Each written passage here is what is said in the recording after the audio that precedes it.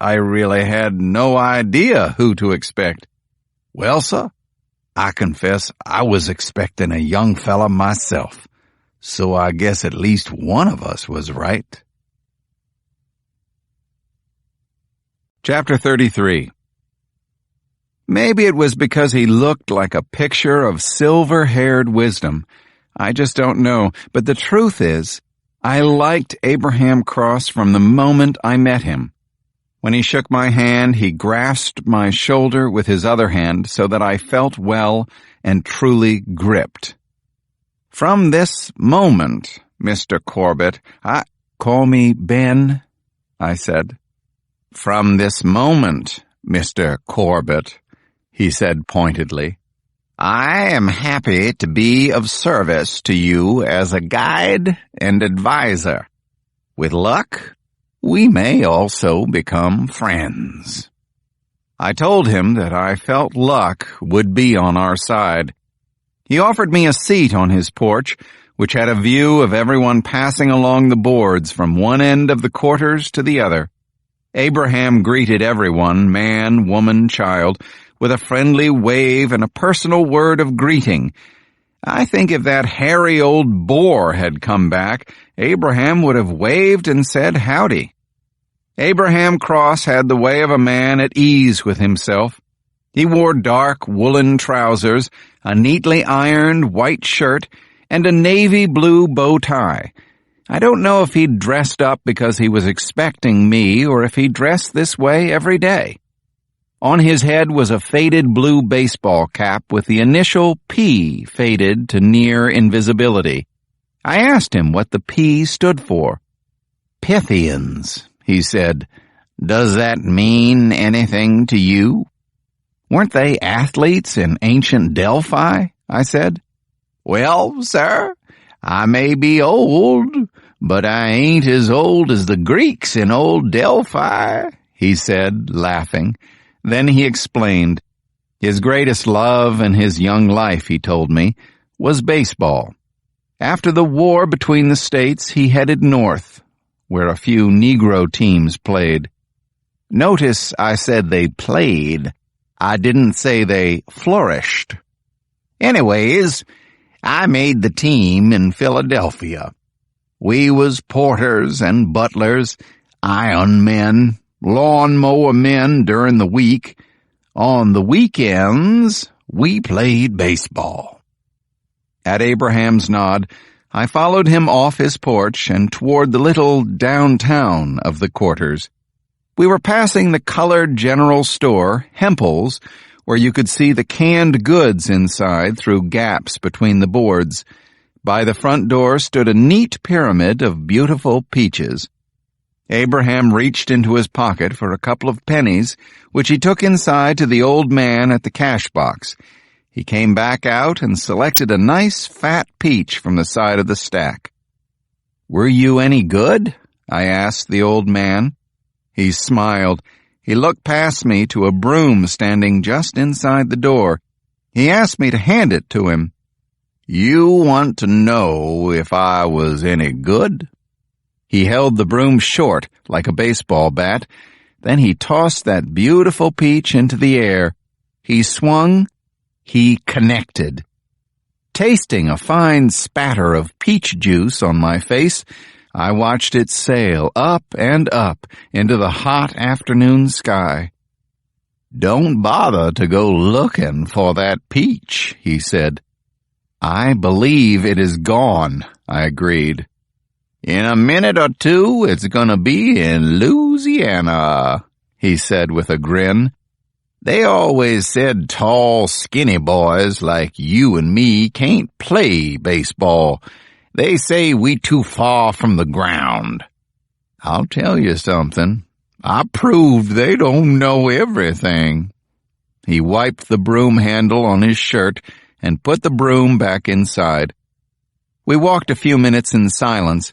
Then Abraham stopped, his face suddenly serious.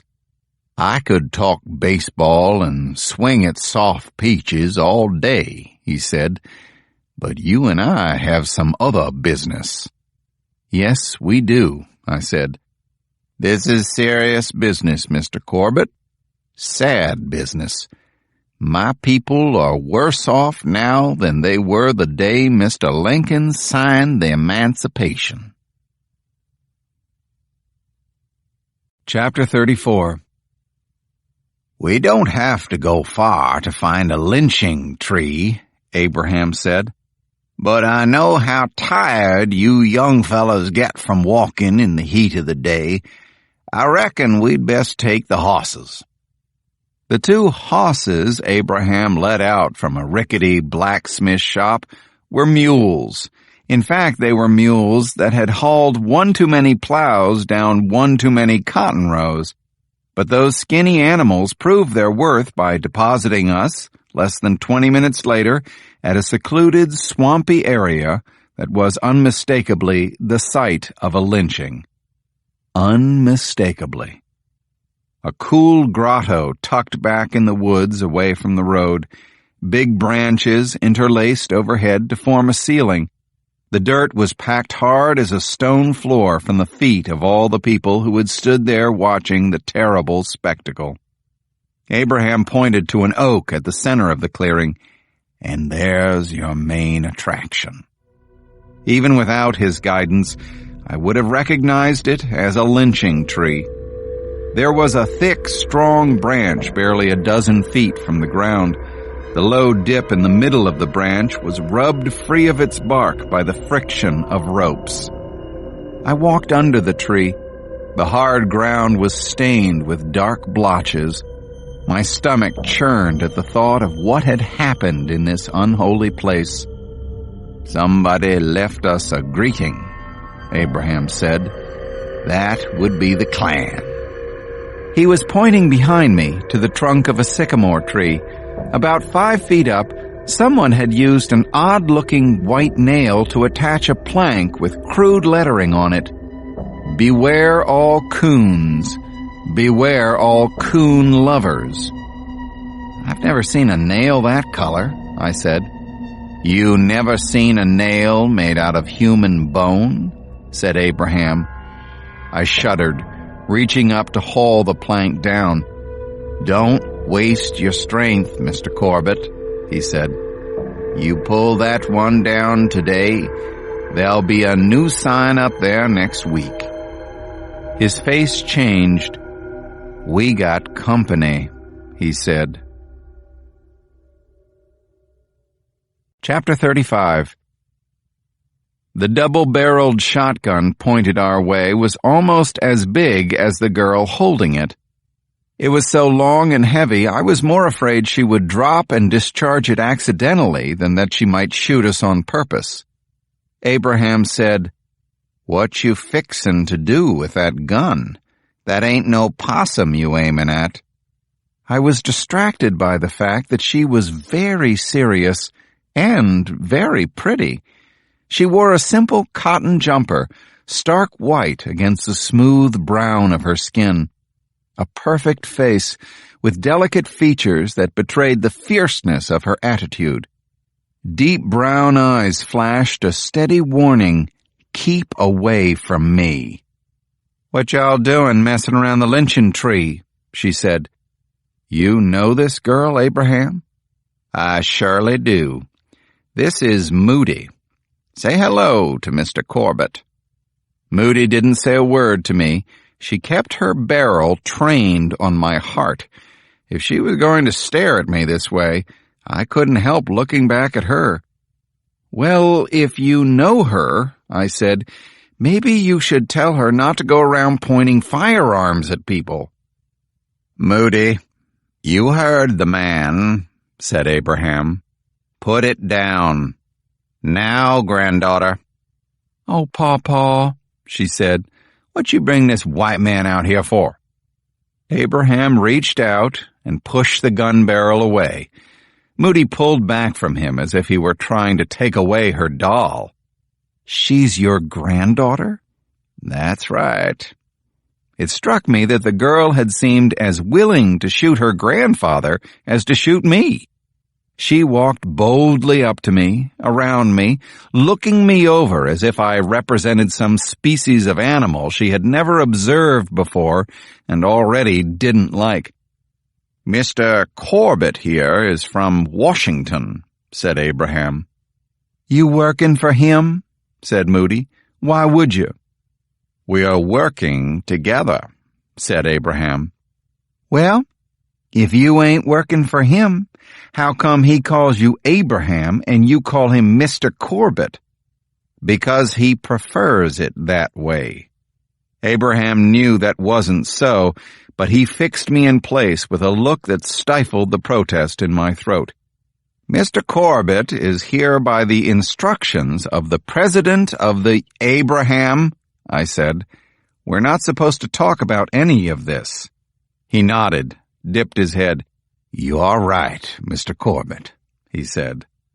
Moody gave me a disgusted look and said, "You should have let me shoot him when I had the chance." Chapter 36. When I was growing up, gumbo was not something most white people would eat, unless they were Catholic and lived down on the coast. Gumbo was food for black people, or Creole people.